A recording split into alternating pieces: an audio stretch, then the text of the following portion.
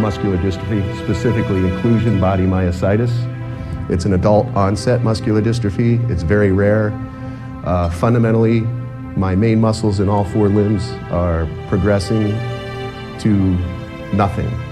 They're dissolving or dying. And it's all my major muscle groups, and it's symmetrical, and it's kind of a weird disease where I can't do small things. Inclusion Body Myositis, also called IBM. It's a condition of inflammation and degeneration of the skeletal muscles. This chronic and progressive muscle disease is usually relentless and has no established cause, cure, or treatment. Dr. Valentine was a neurologist up there at that time, and he said, I have good news and bad news. He said, the bad news is what you have, there's no treatment for.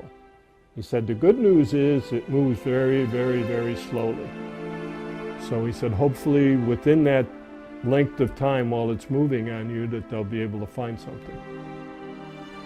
Well, I had trouble getting up when I got down on the floor, or not so much from a chair, but if I got down far enough, I had trouble getting up.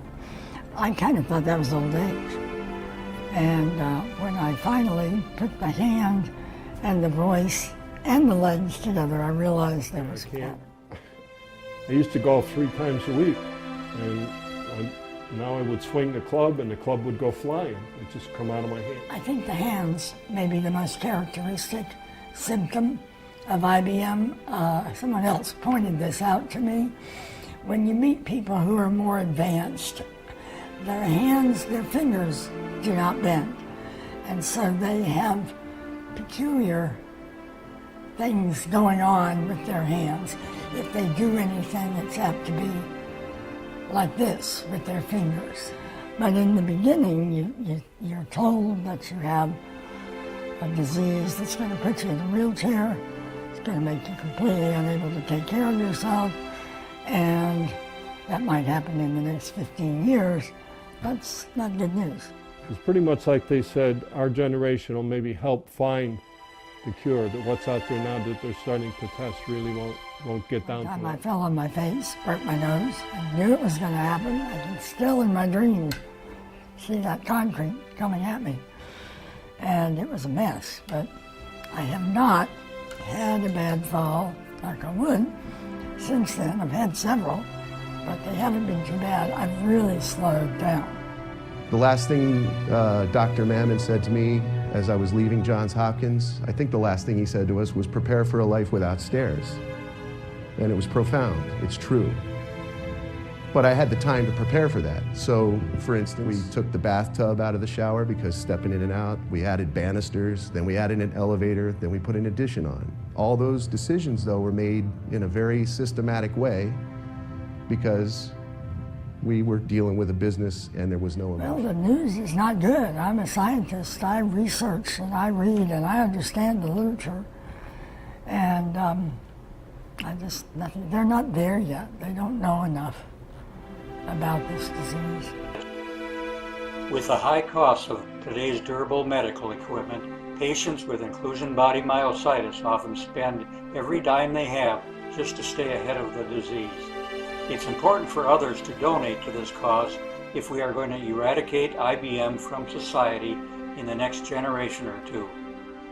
Consider the future of your children, grandchildren, great-grandchildren, or your mother or father, uncles and aunts, cousins, your best friend or neighbor. Think of how their life will change, how your life will change if IBM strikes one of those loved ones.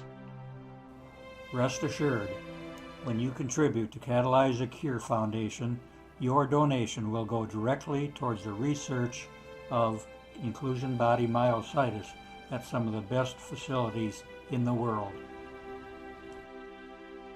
Population of adults in the United States diagnosed with inclusion body myositis has now exceeded 20,000. On average, that's more than 400 persons for every state in the country, and the numbers are growing every day. The onset of IBM is between the ages of 40 and 90, with the average onset around 55 years of age. A cure to end IBM is required as soon as possible. This will only happen if your donations can be placed where they will do the most good, and that's with the researchers who are exclusively looking for an IBM cure. The Catalyze the Cure Foundation is a registered 501c3 nonprofit organization administered by volunteers, maximizing your donations exclusively to IBM research.